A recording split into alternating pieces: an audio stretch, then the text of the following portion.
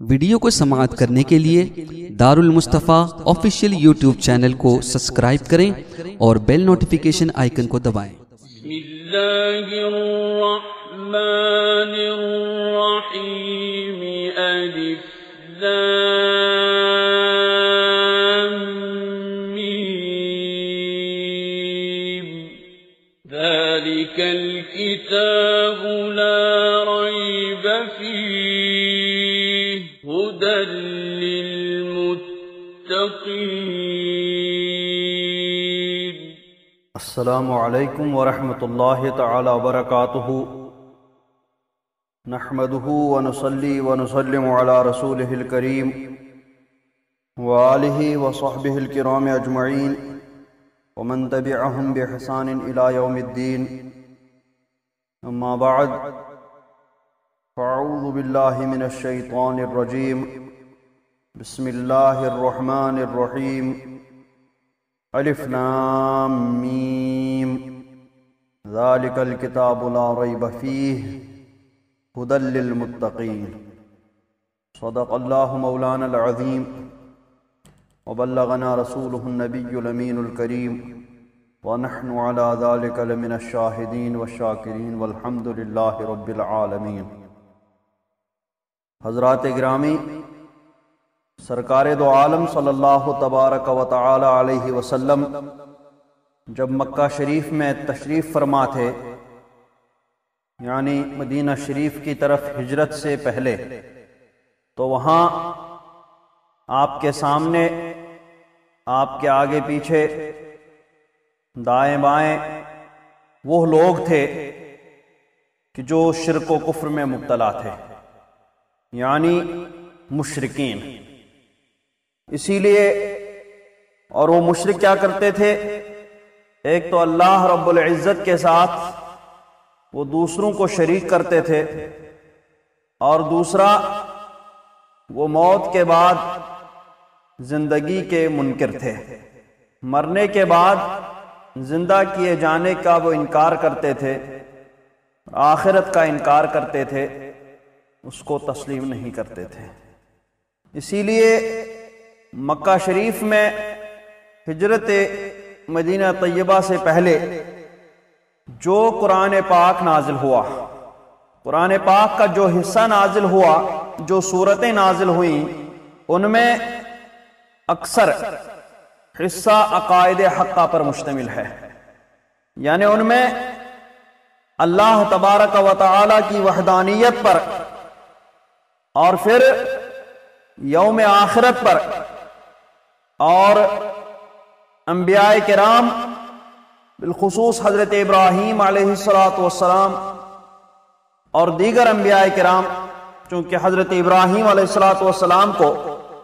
مشرکین عرب بھی اپنے آپ کو ان کی طرف منسوب کرنے میں فخر محسوس کرتے تھے اور ان کی بزرگی کا قائل تھے، اس لیے ان کے عقائد کے بارے میں بھی، اور انہوں نے مشرکوں کا مقابلہ کیسے کیا، انہوں نے اللہ تبارک و تعالی کی وحدانیت کو، توحید کو مضبوط دلائل سے کیسے ثابت فرمایا، اسی طرح خدائی کا دعویٰ کرنے والوں کو انہوں نے اپنے ایمانی قوت سے کیسے زیر کر لیا، ان سب چیزوں کا ان میں مکمل بیان ہے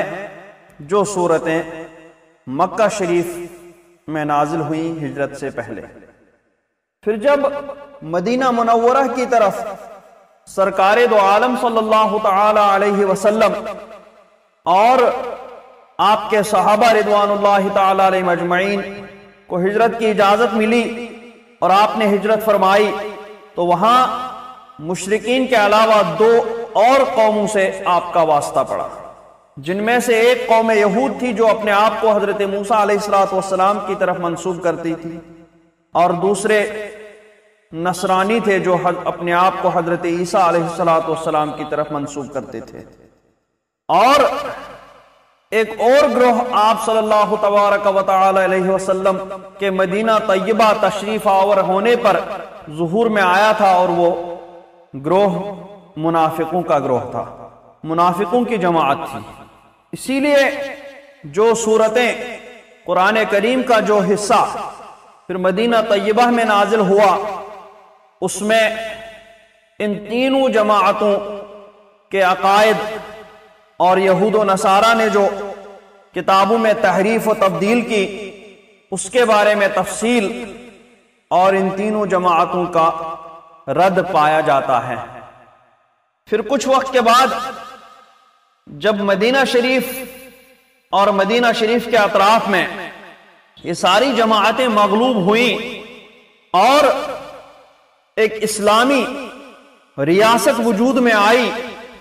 تو ریاست کو کس طریقے سے آگے بڑھائیں اور اللہ تبارک و تعالیٰ کی عبادت کیسے کریں، زندگی کیسے گزاریں، اللہ تبارک و تعالیٰ نے وحی کے ذریعے ہی قرآن پاک میں احکام اور قوانین زندگی نازل فرمائے۔ اسی لیے جو قرآن پاک کا جو حصہ مدینہ شریف میں نازل ہوا اس میں بیشتر حصہ احکام پر ہی مشتمل ہے۔ تو اب مختصراً ہم یوں کہہ سکتے ہیں کہ مکہ شریف میں ایک تو عقائد کو کثرت سے بیان کیا گیا، اور پھر وہاں چونکہ مسلمان مظلومانہ زندگی اس وقت گزار رہے تھے، ان پر مختلف طرح کے ظلم و ستم ہو رہے تھے، ان کو صبر و رضا کی تلقین کرنے والی آیتیں مکہ شریف میں نازل ہوئیں، اور انبیاء کرام نے جو اپنی قوموں کے ظلم و ستم سہے ہیں، برداشت کیے ہیں، اور جو صبر کیا ہے، مکہ شریف میں نازل ہونے والے قرآن پاک کی صورتوں میں ان تمام چیزوں کا بیان کیا گیا۔ اور مدینہ شریف میں چونکہ مسلمان غالب ہو چکے تھے، اسلام کا بول بالا ہو گیا تھا، اسلامی ریاست وجود میں آ چکی تھی، اس لیے مدینہ شریف میں جو قرآن پاک نازل ہوا اس کا بیشتر حصہ احکام اور زندگی کے قوانین پر مشتمل تھا۔ مدینہ شریف میں نازل ہونے والی صورتوں میں جیسا کہ بتایا گیا تھا سورۃ البقرہ قرآن پاک کی سب سے طویل سورہ مبارکہ ہے، اس میں احکام، عقائد، بنی اسرائیل کا ذکر ہے، منافقوں کا بھی ذکر ہے، اور بھی بہت ساری باتوں کا بیان اس میں موجود ہے۔ اس سورہ مبارکہ کا آغاز الف لام میم سے ہوتا ہے۔ قرآن پاک کی کئی سورتوں کا آغاز اسی طریقے کے حروف سے ہوتا ہے جن کو حروف مقطعات یا اسماء مقطعات کہا جاتا ہے۔ ان حروف مقطعات یا اسماء مقطعات کا کیا معنی ہے، اس سلسلے میں علماء کرام کا اختلاف ہے۔ بعض ان کو حروف مقطعات سے، ان حروف مقطعات کو، ان اسماء مقطعات کو متشابہات سے مانتے ہیں اور اس میں کسی قسم کی تعویل نہیں کرتے ہیں۔ یہ متشابہات کیا ہے؟ قرآن حکیم کی آیات کو علماء کرام نے دو قسموں پر منقسم کیا ہے، قرآن پاک ہی کی آیت کریمہ کی روح سے۔ آیت کریمہ ہے هو الذی انزل علیک الکتاب منہ آیات محکمات ہن ام الکتاب واخر متشابہات، کہ وہی ہے جس نے تم پر کتاب نازل فرمائی، اس میں کچھ محکم آیتیں ہیں جو ام الکتاب ہیں، اصل کتاب ہیں، اور دیگر متشابہات ہیں۔ تو اس آیت کریمہ کی روح سے علماء کرام نے قرآن پاک کی آیتوں کو دو قسموں میں منقسم کیا۔ ایک آیات محکمات۔ آیت محکمات کا مطلب کہ جو ان کا ظاہر ہے وہی مراد ہے، اور جو مراد ہے وہ ظاہر ہے۔ ان آیت کریمہ کا جو معنی ہے وہی مراد ہے، وہی ظاہر ہے۔ اور دوسری آیات متشابہات ہے، ان کا جو ظاہری معنی ہے وہ مراد نہیں ہے،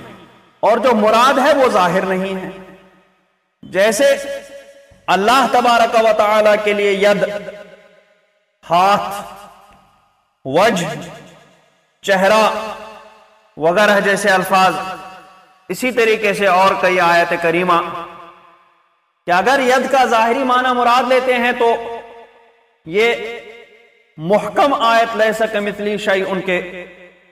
رد کرتی ہوئی نظر آتی ہے۔ اہل سنت کا عقیدہ ہے کہ اللہ تبارک و تعالی جسم و جسمانیات سے پاک ہے۔ تو اب قرآن پاک نے تو اس کے لیے ید بھی ثابت فرمایا، وجہ بھی ثابت فرمایا، تو اس کے ید اور اس کے وجہ کی کیفیت کیا ہوگی؟ تو ایسی ہی آیات کو متشابہات کہتے ہیں۔ ان آیات متشابہات کے بارے میں علماء اہل سنت میں دو گروہ ہیں، دو جماعتیں ہیں، اور ان دو جماعتوں کا آپس میں اختلاف ہے، اور اختلاف بھی اس آیت کریمہ کا جو دوسرا حصہ ہے اسی کی روح سے اہل سنت کے ان دو جماعتوں میں، دو گروہوں میں اختلاف ہوا۔ وہ آیت کیا ہے؟ فَأَمَّا الَّذِينَ فِي قُلُوبِهِمْ زَيْغٌ فَيَتَّبِعُونَ مَا تَشَابَهَ مِنْهُ ابْتِغَاءَ الْفِتْنَةِ وَابْتِغَاءَ تَأْوِيلِهِ، کہ جن لوگوں کے دلوں میں کھوٹ ہے، کجی ہے، جن لوگوں کے دلوں میں کجی ہے، فَيَتَّبِعُونَ مَا تَشَابَهَ مِنْهُ ابْتِغَاءَ الْفِتْنَةِ وَابْتِغَاءَ تَأْوِيلِهِ، تو وہ متشابہات کے پیچھے پڑ جاتے ہیں۔ کیوں؟ ابتغاء الفتنة وابتغاء تاویلہ، فتنہ ڈھونڈنے کی وجہ سے، فتنہ ڈھونڈنے کے لیے اور اس کی تعویل طلب کرنے کے لیے۔ وما يعلم تعویلہ الا اللہ، حالانکہ ان متشابہات کی تعویل صرف اللہ جانتا ہے۔ والراسخون فی العلم یقولون آمنا به کل من عند ربنا، اور راسخین فی العلم، پختہ عالم، وہ یہ کہتے ہیں کہ ہم ان متشابہات پر ایمان لائے، یہ سب محکمات متشابہات سب ہمارے پروردگار کی جانب سے اس کے پاس سے نازل ہوئی ہیں۔ تو اب یہاں پر وما یعلم تعویلہ الا اللہ، اگر یہاں پر وقف کرتے ہیں تو اس کا مطلب ہے کہ صرف اللہ تبارک و تعالیٰ کو ان متشابہات کی تعویل معلوم ہے، باقی کسی کو نہیں، اور جو راسخین فی العلم ہیں ان کو بھی نہیں۔ وہ جب ان متشابہات کو پڑھتے ہیں، سنتے ہیں، تو کہتے ہیں کہ ہم ان پر ایمان لائے، یہ سب ہمارے پروردگار کے پاس سے نازل ہوئے ہیں۔ یہ ایک جماعت اہل سنت کا مذہب ہے کہ متشابہات کی تعویل صرف اللہ جانتا ہے اور کوئی نہیں جانتا۔ یہ لوگ الا اللہ پر وقف کرتے ہیں اور والراسخون سے الگ مانتے ہیں۔ علماء اہل سنت کی دوسری جماعت وہ الا اللہ پر وقف نہیں کرتے ہیں، بلکہ وہ ملا دیتے ہیں کہ وما یعلم تعویلہ الا اللہ والراسخون فی العلم، کہ اس کی تعویل صرف اللہ جانتا ہے اور راسخین فی العلم جانتے ہیں۔ اور راسخین فی العلم یہ بھی کہتے ہیں پھر کہ ہم ان پر ایمان لائے ہیں، یہ سب ہمارے پروردگار کی طرف سے ہے۔ تو اسی الا اللہ پر وقف کرنے اور وقف نہ کرنے کی وجہ سے علماء اہل سنت کے مابین دو جماعت ہوئی۔ یہ جاننے کے بعد اب ان دو جماعتوں میں سے جو پہلی جماعت ہے ان سے جب متشابہات کے بارے میں پوچھتے ہیں تو وہ کہتے ہیں کہ اللہ تعالیٰ ہی اس کی تعویل جانتا ہے، وہ اس کے معنی کو اللہ تعالیٰ کے سپرد کر لیتے ہیں، اس کی تعویل کو اللہ تعالیٰ کے سپرد کر لیتے ہیں۔ ان کے مسلک کو مسلک تفویض کہا جاتا ہے۔ فوض یفوض تفویضاً، میں نے سپرد کرنا، وہ ان متشابہات کی تعویل کو اللہ ہی کے سپرد کر لیتے ہیں، اس کی کوئی بھی کیفیت یا کوئی بھی اس کا معنی بیان نہیں کرتے ہیں۔ اور دوسرے مسلک والے تعویل کرتے ہیں۔ کیسی تعویل؟ وہ ان کو ایسا معنی بیان کرتے ہیں کہ جو معنی محکم آیات کے مخالف نہ ہو بلکہ ان کے مطابق ہو، محکم آیات کے مطابق وہ ان کا معنی بیان کر دیتے ہیں۔ اور ان کے اس مذہب کو مذہب تعویل کہا جاتا ہے، مسلک تعویل۔ تو اب دو مذہب ہو گئے متشابہات کے بارے میں، ایک مذہب تفویض اور دوسرا تعویل۔ تفویض کن کا مذہب اور تعویل کس جماعت کا مذہب؟ متقدمین یعنی صحابہ کرام اور تابعین کرام وغیرہ، چونکہ اس وقت امت مسلمہ میں زیادہ اختلاف نہیں پھیلا تھا، فساد عقیدہ نہیں ہوا تھا، اور گمراہ فرقوں کا وجود بھی نہیں ہوا تھا، اس وجہ سے وہ لوگ ان کی تعویل کرنے سے بچتے تھے زیادہ تر، یعنی ان میں اکثر علماء کرام کا مذہب تفویض تھا، وہ ان کے تعویل کو اللہ کے سپرد کرتے تھے، ان کی کوئی تعویل بیان نہیں کرتے تھے۔ اکثر متقدمین کا مسلک تفویض تھا آیات متشابہات کے بارے میں، اور اقل متقدمین یعنی کم متقدمین کا مسلک تعویل تھا، جن میں حضرت ابن عباس رضی اللہ تبارک و تعالیٰ عنہ وغیرہ کچھ صحابہ کرام شامل ہیں۔ اور متاخرین میں اکثر متاخرین کا مسلک تعویل تھا، یعنی پہلے والے کا الٹا، پہلے اکثر متقدمین کا مسلک تفویض تھا، اور اقل متقدمین کا مسلک تعویل تھا، اور متاخرین میں اکثر متاخرین کا مذہب تعویل تھا، اور بہت کم متاخرین کا مسلک تفویض تھا۔ ایسا کیوں ہوا؟ میں نے بتایا کہ صحابہ کرام کے دور میں چونکہ گمراہ فرقوں کا وجود ہوا نہیں تھا، اس لیے کوئی کسی کو گمراہ نہیں کرتا تھا، اس وجہ سے وہ لوگ ان کے پیچھے پڑتے نہیں تھے، اور ان کو جو ہے وہ اللہ تعالیٰ کے سپرد کر لیتے تھے ان کی تعویلات۔ اور جب بعد میں گمراہ فرقوں کا وجود ہوا اور ان لوگوں نے ان سب کو ڈھونڈ کر کے لوگوں کو ان کے غلط معنی بتا کر کے گمراہ کرنے کی کوشش کی، تو علماء کرام کی ایک جماعت نے، بلکہ اکثر علماء کرام نے پھر اجازت دی کہ لوگوں کے ذہن میں ان آیات متشابہات کا غلط معنی بسنے کی وجہ سے گمراہ ہونے کا خطرہ ہے، اس وجہ سے انہوں نے اجازت دی کہ ان آیات متشابہات کی ایسی تعویل کی جائے کہ جو آیات محکمات کے مطابق ہو۔ تو ضرورت کے پیش نظر اکثر متاخرین نے پھر مسلک تعویل اختیار کیا تاکہ لوگوں کو گمراہ ہونے سے بچا سکیں، اور چونکہ صحابہ کرام میں بھی کچھ صحابہ کا یہ موقف تھا، اس وجہ سے یہ جو ہے وہ کوئی نئی بات بھی نہیں تھی، تو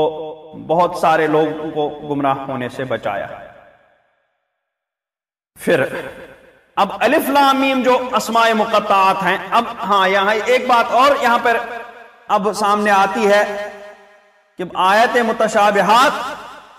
کا علم سرکار دو عالم صلی اللہ تبارک و تعالی علیہ وسلم کو تھا یا نہیں تھا؟ سرکار ان متشابہات کے معنی جانتے تھے یا نہیں جانتے تھے؟ علماء کرام فرماتے ہیں کہ صحیح یہی ہے کہ سرکار دو عالم صلی اللہ تبارک و تعالی علیہ وسلم ان اسماء مقطعات بلکہ یعنی متشابہات کے معنی جانتے تھے۔ کہتے ہیں اس لیے کہ اگر سرکار کے لیے ان متشابہات کا علم نہ مانا جائے کہ سرکار کو ان متشابہات کا علم نہیں ہے، کہتے ہیں خطاب لغو ہو جائے گا، لازم آئے گا کہ اللہ تبارک و تعالیٰ نے سرکار کو ایسی آیت کریمہ کے ساتھ خطاب فرمایا کہ جن آیت کریمہ کا سرکار کو معنی ہی معلوم نہیں ہے، تو جب معنی ہی معلوم نہیں ہے تو بیکار، تو خطاب لغو ہو جائے گا۔ لازم آئے گا کہ اللہ رب العزت نے سرکار دو عالم صلی اللہ تعالی علیہ وسلم سے ایسا خطاب فرمایا کہ جو سرکار سمجھ نہ پائے، اس لیے کہنا پڑے گا کہ سرکار دو عالم صلی اللہ تعالی علیہ وسلم متشابہات کا معنی جانتے تھے۔ اب جب پہلے والے نے مسلک تفویض والے علماء کرام کے طور پر جو حصر ہے کہ ان کی تعویل صرف اللہ جانتا ہے، تو اب وہ حصر اضافی ہوگا۔ اضافی مطلب امت کی طرف، یعنی بندوں کی طرف اضافت کرتے ہوئے، امت کی طرف، جن امت پر قرآن پاک نازل ہو رہا ہے اس امت کی طرف اضافت کرتے ہوئے، اس امت کی طرف نسبت کرتے ہوئے یہ فرمایا گیا کہ اس کی تعویل صرف اللہ جانتا ہے، امت میں سے کوئی فرد نہیں جانتا ہے، باقی رہا رسول صلی اللہ تعالی وسلم تو وہ جانتے ہیں۔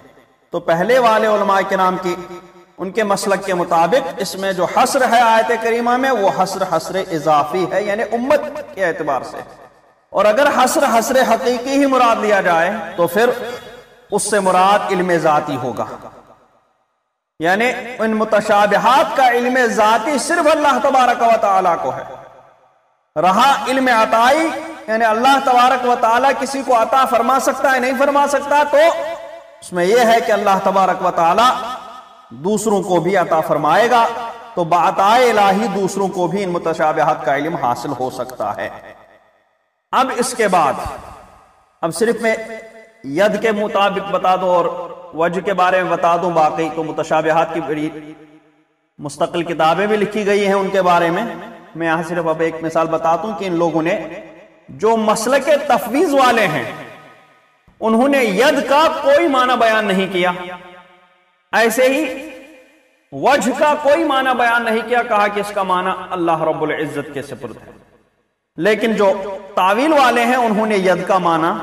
قدرت اور اختیار مراد بتایا کہ ید سے مراد قدرت اور اختیار ہے. تو اب اللہ کے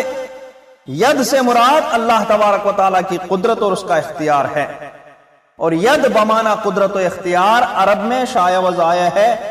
صرف عرب میں ہی نہیں بلکہ ہمارے عرف میں بھی عام طور پر بولتے ہیں کہ یہ بات ہمارے ہاتھ میں ہے،